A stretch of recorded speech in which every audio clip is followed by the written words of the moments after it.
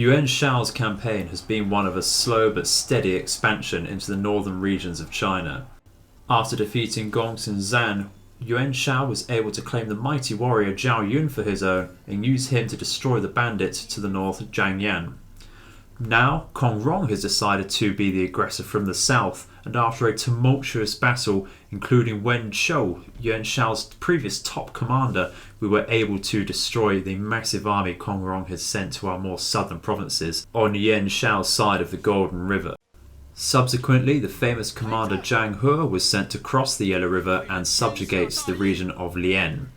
Unfortunately, Yuan Shao was slow in his peace arrangements with Kong Rong after taking the province of Lian, and subsequently, Cao Cao, spotting Kong Rong in a moment of weakness, has vassalized Kong Rong in an effort to protect him from Yuan Shao. This then results in a greater war for Yuan Shao and forces him to plunge himself into the central plains of China in an epic war with Cao Cao, his famous rival. Hello everyone, welcome back finally to Total War 3 Kingdoms, now as the Duchy of Song to be specific. We are of course still playing as Yuan Shao, but because of our conquest of the regions of Lian and Beihai to try and subjugate Kong Rong, who decided to cross the Yellow River and take Pingyuan for himself, we have gained enough prestige to upgrade ourselves to the point of a duke. So that's absolutely brilliant. That gives us more satisfaction across the board, more advanced captain retinues, and progressed us a little bit further to becoming a king, which is where the end game finally starts. We could try and proclaim ourselves to be king now by going for the emperor held by Dong Zhuo. However, that's not necessarily going to be the case at the moment, because Cao Cao did try to vassalize Kong Rong and tried to issue a peace ultimatum to us, and we rejected it. So we are going to go to war with Cao Cao and take control of his area of the central plains. We have had to go through our coalition forces lands of Langya and Dong, held by Liu Bei of course, and we could have declared war and slowly conquered Shapi and Donghai from Tao Qian and get the Suzhou province over there, but I think that's just going to anger too many people and just waste our resources, where we do need to go directly for Cao Cao and take Chen and Pengcheng over here, or Pengcheng, not entirely sure if someone could tell me, so that we can reduce his power.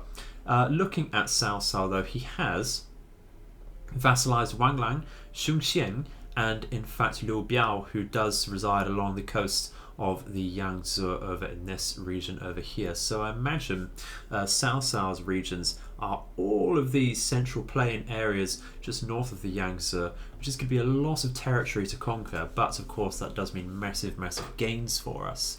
We are currently waiting to fill an administrator position of held to by Ma Li Shang over here, and that will be very nice. I'm waiting for that specifically so she can come on over to Lian and boost the massive commerce income that we're getting from that. She's currently on assignment and will be coming back fairly shortly. I think actually over the next turn, if we look at assignments, yeah, she's actually coming back now, so on the next turn we'll be able to redeploy her there. So let's get going, and I think we're going to start by sending Zhao Yun and Yuan Shao to try and siege down Chen and Suiyang itself. We're going to come over 2 armies from this side. Of course, we're expecting massive resistance in Cao Cao's capital. We do have Yuan Shang with a fairly decent sized army coming straight for Pengcheng over here. We can take that pretty much immediately, and I think we certainly will. If we do a map view, that is certainly going to be a walled settlement there. We could delegate this to take it in 1 turn. I'm not overly confident in my own abilities to do a siege battle, but I think we're certainly going to try it. Okay, so very simple, somewhat brain dead deployment here. We're just going to set up our mangonels and trebuchets over here to try and batter down the enemy walls, so we do have entrance to the city over here. Going to focus this area, of course, I'm just going to keep everything else hidden in the tree line.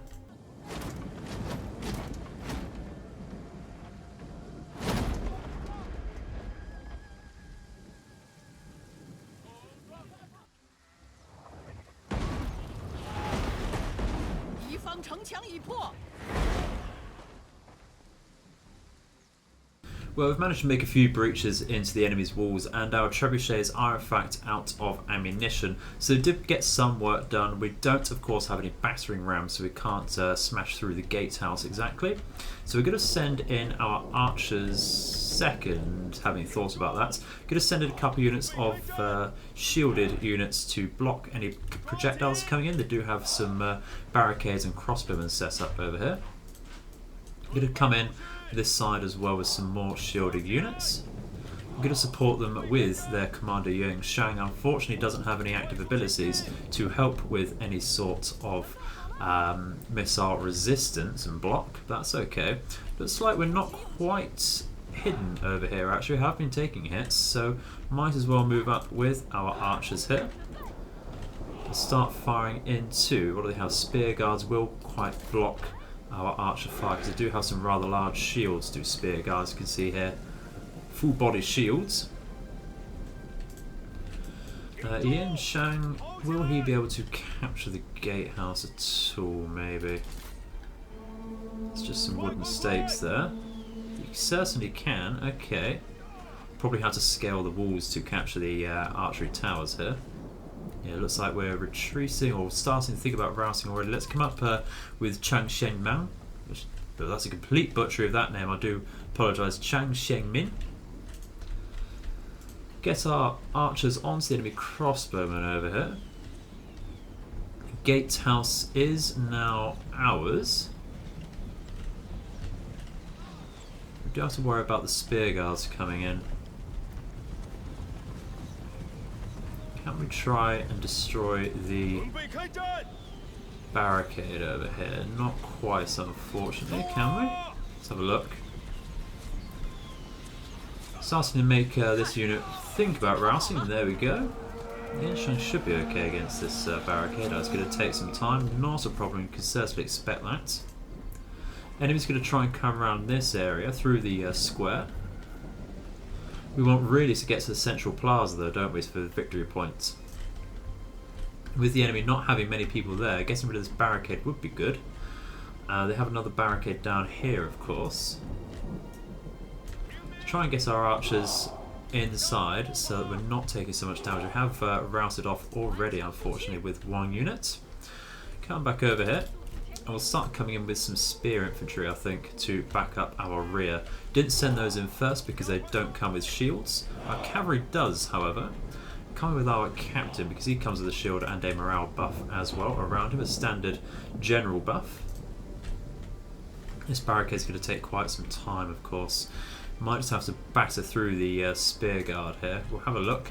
Get our swordsman on here and get our remaining archers to fire on two. Oh, that unit of crossbowmen is actually completely shattered now. It's brilliant. Fire onto this unit of archers, please.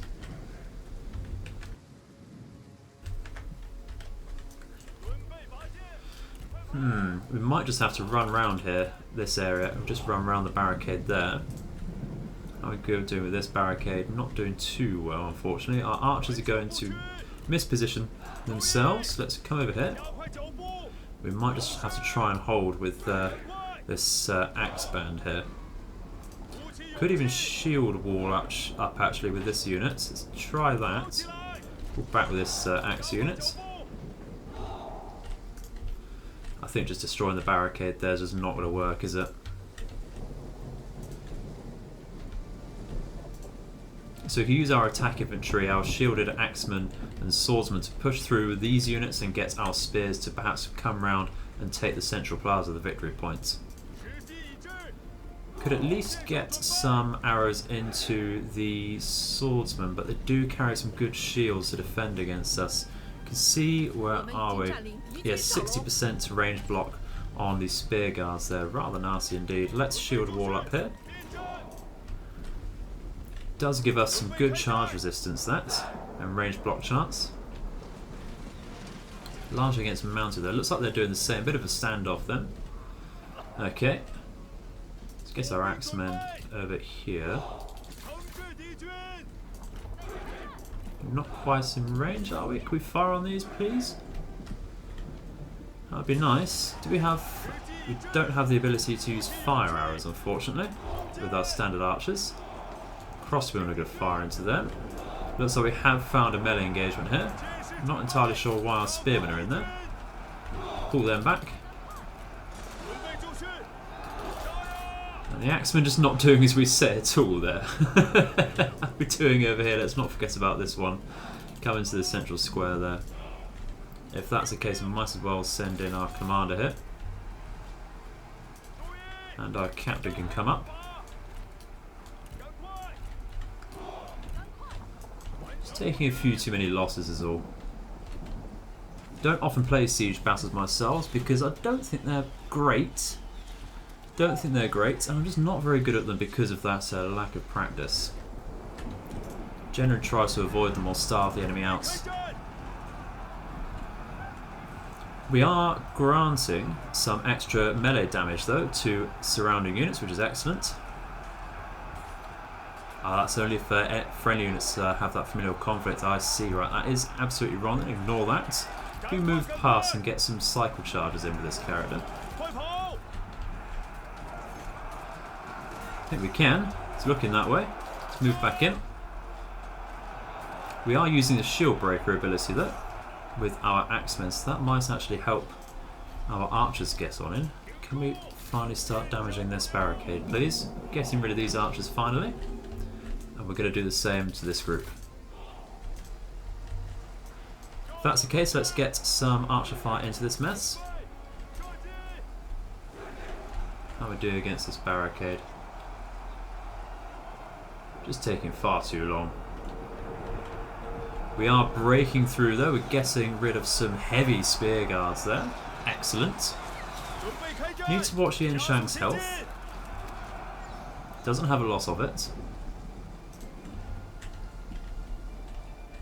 This unit just not doing as we say at all. We can go through here. This is why we don't play sieges. Bit of fast forwards. Capture the gate as we go by, of course. Let's just run into the enemy. Don't need to capture the gates, we're already inside. Might be an idea to bring in our own cavalry, of course. Let's run back here and get another charge in. There we go. We can bring in some cavalry. Let's come through the gate here and the breaches. Chase off the archers. How we're doing. Yuan Shao needs to watch his health once again. But we're doing the job. We're going to get things routed. We haven't quite done enough damage to the heavy spear guards there, unfortunately. How's that barricade nearly there? Just running riot with these few units here. So we're going to start capturing some towers.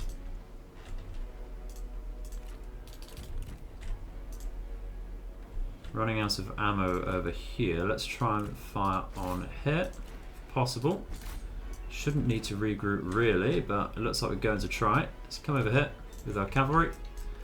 Capture these towers. Are we finally done with that barricade? We've finally moved through. It looks like we can. Let's push in.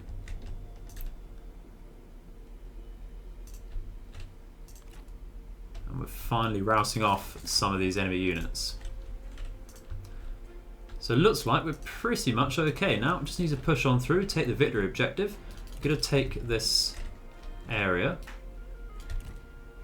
How are we doing on this side? We have captured this. No, it's still controlled by Cao Cao. Interesting. Let's move back. We have completely shattered this unit over here.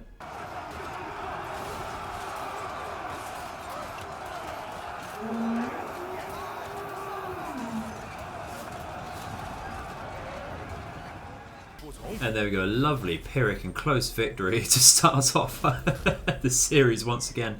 We did actually lose units of Axeman. They will come back after a few turns, but not to worry. We do have 15 lineage from that. We're going to use that to secure and occupy. That's absolutely fine. Pengcheng is ours as a main city. We're going to convert our secretariat to yen. Excellent. We do have a Grand Temple of Confucius for public order. Very interesting setup here. We have some modifiers but no real income. Apart from this, okay, we have some tax agencies. Interesting. So what we might want to do is actually remove the academy here and try and get some food income going. We are a regional city, absolutely destroying our food income there. 24 food consumption there. Rather nasty indeed. We're going to come up the rear with Zhanghua. The plan with these two armies is that Yuan Shao is able to take a undefended city at least in one go with his siege equipment, and Zhanghua can fight field vassals. So we can see that Cao Cao does actually have almost full control of the Qian region. Yuan Shao, who we actually have a mission to destroy, is in command of Ruyang towards this area covered by fog here. And that should be pretty much it for this turn. We're out of money for now. And that's a great way to start the series once again. Let's go to the next turn. Alright, so Cao Cao has also vassalized Liu Dai. Oh dear, okay, so he's just commanding everyone. If we manage to vassalize Cao Cao, he's also vassalized Sai Mao. Bloody hell, he's going to have half of China under his control if he carries on this way. If we manage to vassalize Cao Cao, we'll manage to vassalize everyone else under him as well. Should be excellent. We have quite a few buildings created. I might want to save a bit of money this turn though. Although we do have this spare over here. Oh, we do actually have some farms over here. That's good. We will have the Yuan administration, so we're going to go for some government support, I think, to increase our food production and income from peasantry, which would be great on here. Let's upgrade this as well. To remove that food deficit a little bit, we have the trait of cordial, excellent, for Yuan Shao. Is unfortunately not an administrator though, because he's a faction leader, so we can't get that commerce out of him. Zhanghua is now trustworthy, increasing his expertise and trade influence if he holds one of the top 3 positions. We are going to try and see if we can get this administrative position going for Ma Li Shang over here. We do get the income from commerce over here, which is excellent. Going to go over to Lian. It does know we want that. 1.4 thousand we're making from that already as a net, and that will be boosted over the next few turns. That is absolutely brilliant over there. Really liking that indeed. Can we have a look at that? Has that come over now? So it's a couple hundred at the moment. Not to worry. Can we have a look to see if we can give her anything extra? Because we have given her the title of Steward of the Changle Palace, increasing her commerce income. If we level her up, we can go for this particular skill to increase it by 40% further, which is amazing work there. You don't have any followers or accessories or anything to give her to help that out even more. That's a nice boost over there, and it helps her satisfaction as well. So we're going to use Zhao Yun, I think, to take Suyang. We're still on force march, not a problem. Let's move. And we are going to continue the siege as we build some siege towers and simply also through that. Don't want to go through that pain once again. We don't even have any true siege equipment. We're going to bring up the rear and reinforce with Yuan Shao. We don't have much movement, unfortunately, with him. Can we encamp? I think we've used too much movement to encamp. We certainly have. Not a problem there. Need to move over here with Zhanghua, replenish our supplies. We're going to probably move in to destroy Zhuozi Zhulan over here and take Peixian. And then we can move in straight into Huainan over here, who is also slightly controlled by Yuan Shao. Very interesting there. Very interesting. It's going to be interesting to gobble up the regions over here.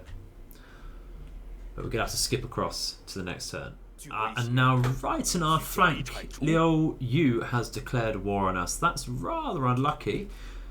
We'll move over to just remind you of where that is exactly, because we did think about taking him on previously. We also need to get rid of Cao Cao for these bloody schemes going on against us. He's going to keep going on until we destroy him with stuff like that. Chen Suyang buildings damaged or walls destroyed. Let's go for destroy the walls there. And we can move in to think about attacking Zhuozi over here with Yuan Shao. Let's quickly go over to demonstrate the Liu Yu problem. It does control just these two regions in Dai. Unfortunately, that is right in our unprotected flank at the moment, and we do have a little bit of income, so we're going to go and raise an army in Guangyang. Li Damu might not be a bad idea there. And unfortunately, Yen Tan is on assignment, so we're going to get, I think, Ma Li Shang to help him out. Gives them something to do. And what we're going to do is just recruit a few more units, some cheap, I think, G militia here. And we're going to recruit some archers here, some standard archers. Maybe get up some cavalry. So that can at least defend. We can take Dai. That will get the horse pastures for us and finally plug that gap in our rear camp there. Going to upgrade over here. No, we're not, because I want to save a little bit of money for the next turn. Yuan Shao is a populist, which is excellent for more satisfaction for himself. And his son Yen Kai is already philanthropic, which is great as well. Very interesting indeed. Okay. So we're going to move ahead with Zhang He to take Chen, I think. And that might incur a counter-attack from Zuozhe Zhulan. We shall see, though. We shall see. How are we doing with the replenishment over here? Actually, very, very quick indeed. Just going to take 3 more turns for this unit over here. Let's take Pei Xian. And we are going to do this ourselves. Just check the map. That is open, which is absolutely brilliant. It should be fairly easy battle. We're quite melee infantry focused over here, so it's going to be a brute force tactics with this. With the enemy stubbornly holding on to a minor hill and tree line, our army does decide to stand in their faces and skirmish with our own archers firing some fire arrows into their unguarded spear infantry. This allows Zhang He and his accompanying axe infantry to perform a flanking charge and distract the main body of the enemy's own army. With the main body distracted, Yan Lian seeks an opportunity to claim glory for himself and leads a massive cavalry charge into the enemy's flank.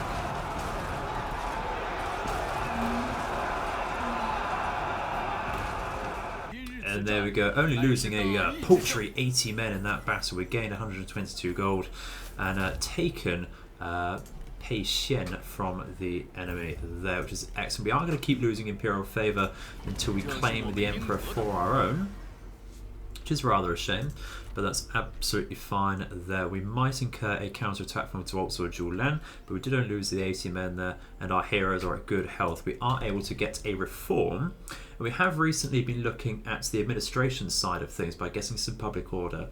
Don't necessarily need an extra administrator position at the moment. We have a couple spare. I want to look into that though, so we can recruit some true saber cavalry at will, which is something we've been lacking. Reducing corruption might not be a bad idea either. And really I wouldn't mind trying to go for this reduced retinue upkeep, so that would require going through this tree over here. What do we want to do otherwise though? Could go for extra food production so that we can expand our cities that much more, but some good base income from commerce and industry would be pretty decent as well. It's all very tempting. There's too many technologies here. That's a good problem to have. Let's, I think, be safe and go for simple 25% food production. That's boosted us up to 80 in total, which is quite the surplus. Is there anyone who's lacking in food we can perhaps sell some off to? Yan Baihu is very poor. How are we doing with Kong Rong? Because it's an alliance war, we need to get Cao Cao out of the mix first, really. We're not at war with Luo Jun, who we will need to go to war with just to take this region over here and take Luoyang, so we can advance and retreat towards Dongzhou as need be. That's not much of a problem at the moment, so what we can do... Could we support the independence army? It doesn't really like that. That's interesting. So let's offer some food. Let's take that down a bit so we have some spare for ourselves. Offer him like 19. What we're going to ask for is, does he have any decent ancillaries? Not really. So we're just going to ask some money, make it quite a standard trade deal there. We shall certainly ask for his good financial support there. We'll just take that to roughly close to 0 there. That's only 252, but it still helps. It gives us good relations for the future. Look at all of these vassals Cao Cao has though. Kongrong, Lojun, Shunxian, Saimao, Liu Dai, Liu Yang, Wang Lang. It's massive. He does control this southern portion of the map there pretty much. Want to get on good terms with Liu Biao and Ma Teng though, so we can advance retreats a little further in that direction later on. How's it doing with food? -2, that's interesting. I do have food to spare, you know.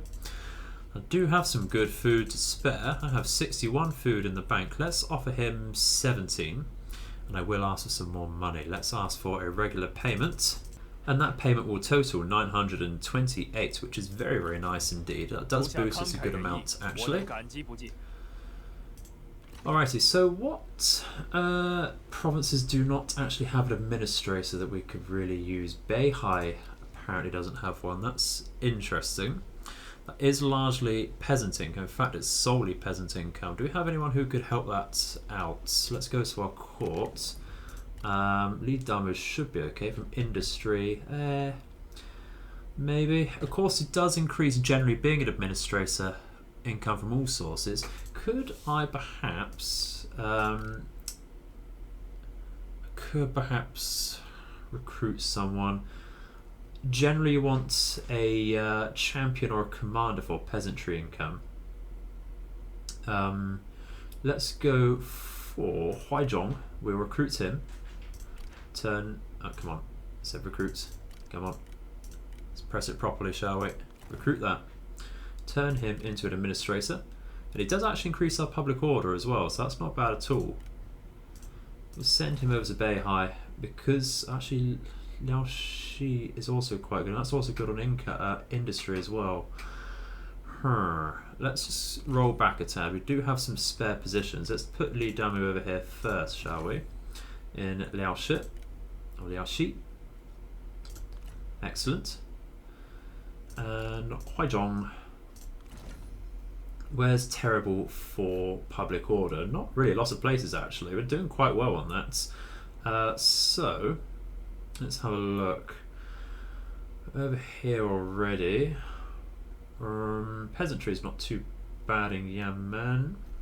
I think we'll just go for Beihai once again though, because that is going to suffer from corruption at 25%. It does have some good income there. So that's all of our administrative positions dealt with. We might want to make up the Grand Tutor area here, but I don't think this person's satisfaction is particularly bad. In fact, it's the only middling one. They do really want a higher court position, so it doesn't hurt. It doesn't hurt too much. It's the wrong button there. Let's make use of everyone. That will increase everyone's experience, and more trade influence is always good as well. Do we have any spare trade deals available? Do not, so that's absolutely fine. We're not going to get any quick non-aggression packs either, which is a bit sad. We do have some good satisfaction across the board, and that's excellent to see. In fact, that does have the knock-on effect of reduced corruption and increased military supplies. So let's carry on and try and take on Zhuozhi Julan. Okay, so actually on the end turn, we've got nighttime raids on Zhao Yun. Not entirely sure how that's affected us, doesn't really say. Cao Cao signed a peace treaty with Sun Ce, interesting. Logistics impeded on Yuan Shao. It's going to reduce our replenishment, which is not good for that one unit. Good omen though, more morale for everyone for 5 turns, great. So over the end turn, the garrison over here did try and take on Zhao Yun, so we delegated through that, took 111 losses. That's put them down to just 15 men, so we're certainly just going to delegate through this once again. So once you get the ball rolling with this game, there's really no point in doing sieges, really, unless you're absolutely amazing at them, I find. I'm just not.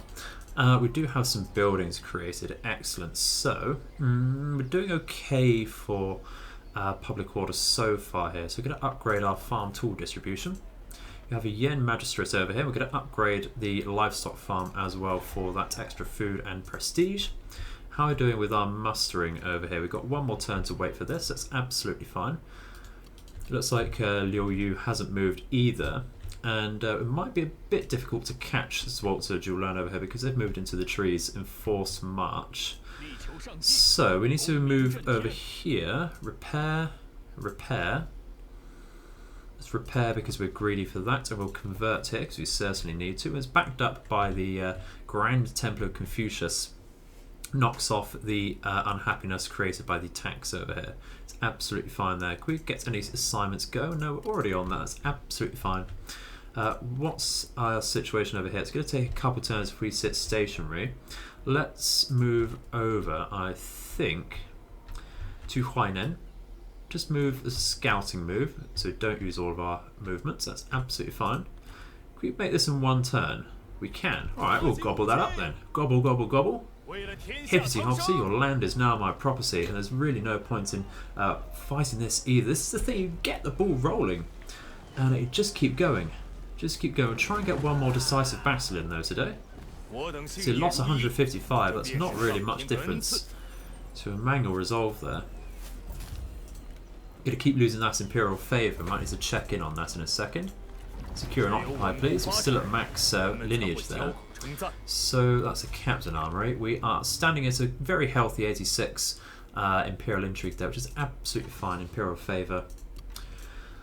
All good there. So how's Huainan looking? It is of course only a minor settlement, the livestock farm. There's a tiny bit of income and food production there. And prestige of course. Who is this? Zurong will occupy this region over here, but he's not an enemy just yet. That's absolutely fine.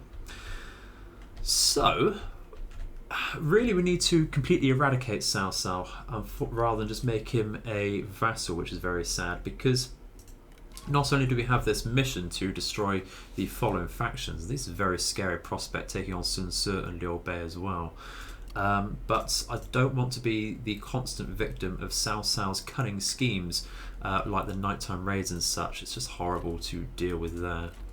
What we're going to do with Zhao Yun is we don't actually have any movement, so we could garrison there. Which way do we think they'll go? They'll have to go perhaps through the road. Yeah, if they go through the road, what we're going to do is just ambush stance over here and try and catch this army unawares if possible. It's quite unlikely. We do have Hu Yi army coming over here. Maybe he'll take Huainan.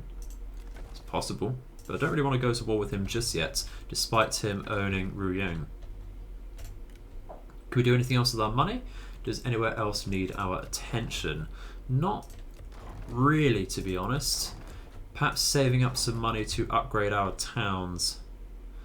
We're quite blocked by technological research here. Which technology is this? Quite a basic one, I'd imagine. It's the first one. Okay, we need to get that as soon as possible then, because we do have quite a few of these communal workshops to upgrade actually. Yanmen, how are you looking? It's got some commercial income. Doesn't really fit with the rest of this. It's rather interesting there. I could get more income from peasantry, maybe. I'll just upgrade that. I'll make that decision later, I think, actually. I'll make that decision later. Could do anything with Zhang Yan. Could we vassalize him? No, that's rather sad. He's quite large, actually, there. Zhongjiang's going to be a problem as well later on. I guess a non-aggression pact, maybe. No, that's very interesting. Why doesn't he like us? General opinion of the idea. Doesn't like us because of a strategic threat. Well, maybe you should let us vassalize you then. And we've trespassed and created war atrocities against his friends, which is rather a sad state of affairs there. Okay, let's hope we get this ambush going, shall we? And once again, another cunning scheme, reducing our morale by 20 in Yuan Shao's army, which is rather a shame because we want to take on Talk 2, don't we? So, Imperial Favour, the Emperor sends aid to your troops. Excellent. So, we have less mustering time, less recruitment, reduced upkeep, and more replenishments. That's boosted our income to 10k. That is absolutely massive. Just shows how much we're spending on upkeep for our men. Do you want to upgrade that? We'll think about it. Think about it. Might want to, really. Character ranks gained. Yuan Shang has gained a rank. That's brilliant. Let's see. He's an administrator and he's the general of the right to reduce his retinue upkeep, which is good. He's not quite a faction heir, so it's not so useful at the moment. The administered commandery bonus is good, though. We do get this active ability, and that's what we really missed in the last battle, and that's a ranged block chance and unbreakable, so that's very useful indeed. Only very minor ancillaries, only worth trading away there, unfortunately. Could go straight over to Shouchun, and that's the capital of the Huainan region there. That's very interesting. That's very, very interesting indeed. Are we actually at war with Liu Yao? We certainly are. Because we're at war with basically all of Cao Cao's. Are we here? It doesn't say we are. That's interesting. Let's see. Dongzhuo, Han Empire, Liu Yu, Wang Lang. Okay, we're not. We're at war with Yen Baihu. I didn't notice that. Okay, interesting. Can we get peace there at all? No, we can't. That's not a problem. It's not exactly close to us. So let's try then. What else has happened here? Imperial favour. You've done that. Let's try and capture this general then. They are in force march, so they can't retreat. So they're going to have issues of their own. We do have that minus 20 morale, unfortunately. But I don't think that's going to be too much of a bother. They're damaged. They have the Tiger and Leopard cavalry, which is going to be a bother. But everything else is fairly standard. Can get rid of the Janmarjan infantry with our archers fairly easily and our cavalry. And that's going to be absolutely fine. Let's go straight in. Alrighty, so set up fairly central standard defensive box over here to protect our archers. Going to move up a tad. We are protected on our flanks by 3 units of cavalry, each taking out diamond formation, so we do have more mass and melee evasion on our backs. We're going to try and hide in these trees if possible. We don't want to fight in them, of course. Can Yuan Shao actually duel anyone? Yeah, we certainly can. We're looking quite good on that. So we're going to try and go for Zolta herself, I think. Oh, okay. We're going to be challenged ourselves by Tufa Shu. Let's try that then, shall we? High hopes. Again, Yuan Shao not necessarily made for duels, but he's won so many himself. Looking good. We've dismounted this young man already. He's also very tired because he's in force march stance. Can he give himself some increased melee evasion?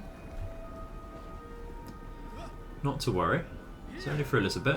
Got a rival apparent though. I don't know who that is at the moment, but that will increase our damage.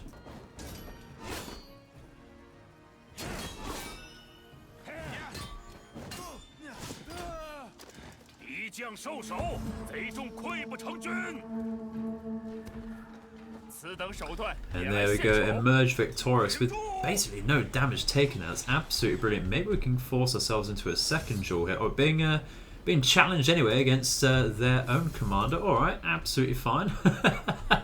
Need to be aware of these stakes up here. That's really going to hurt any cavalry that comes in. We will want to flank with our cavalry anyway.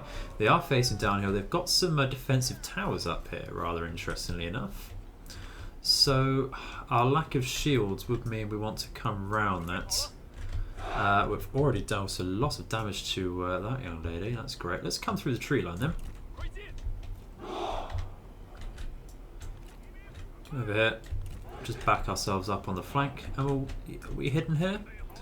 We are. Okay, we'll stay there. Hide in that tree line. Dueling right in the enemy's formation here. Can we make this 3 duel victories in one battle once again? Perhaps. Yuan Shao's emerged victorious with barely any damage taken once again. We need to be out of this melee engagement though, really. Let's try and mount up, shall we? Is he going to try that?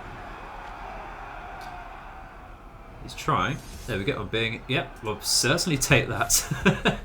Certainly take that. Absolutely. It's already dismounted her as well. You gotta love it. You gotta love it. What can we do about the main enemy formation then? What is the firing arc of this tower? It's not going to tell us. Not a problem. We are moving very slowly though through the tree line. That's absolutely fine. That gives us a downhill charge as well, and away from those spikes. Enemy's cavalry is over here. Still very tired. Quite confident we can take that on though. What does a one-on-one fight look like? Looks like a fairly medium threat. So we can take that on with the numbers advantage there. Let's move up a tad here. Looking very good for this duel, and that will be about it. Excellent. Equalising the morale difference there, I think. And Yuan Shao's just going to keep at it. It's absolutely fine, but it does mean we need to support him as quickly as possible, though. So let's double time this particular push, shall we? That should bring us almost within archer range there. So we'll get our formation going. Still stand roughly within the tree line there. Probably want to get our cavalry over here to support Yuan Shao, actually. Be very wary once again of these stakes, though. Should we get him on his horse? That would be nice, wouldn't it? He is doing very well against the Qingzhou spears. And they're going to be quite nasty against their own cavalry, of course. Lovely downhill charge. Need to watch out for the Qingzhou halberds, though. Let's go straight into the mounted saber militia. Lovely downhill charge there. You love to see it. You love to see it. How are we doing? Nowhere near being mounted up, though, are we? That's fine. Just watch out for these halberds. Guess our main formation going, though. Let's drag that a little closer. Run in. We are losing health now, finally, over here. Let's run away. Gets the good side of the stakes. Try and run out of here, please. Are you mounted up? You're not mounted up. Can you please try? He is going to lose health very, very quickly now. Distract the enemy there. Firing onto their tiger and leopard cavalry is good. Let's try and get those in. Pushing a little harder over here. Okay, are we mounted up? No. Okay, well, we just need to get out. Let's try and get on top of these archers, shall we? Bring the enemy into our own archer fire. And really, yeah, we're dealing with the enemy cavalry quite nicely there. Excellent. They are only shock cavalry. They are shattering. Excellent. I'm up here. Yeah, aware of the stakes once again. Let's charge in with our spears. These very simple G militia. I would love to get out of here though. Yuan Shao has fought valiantly, but it's going to be worth nothing if he dies here. Let's fire specifically onto the Qingzhou halberds.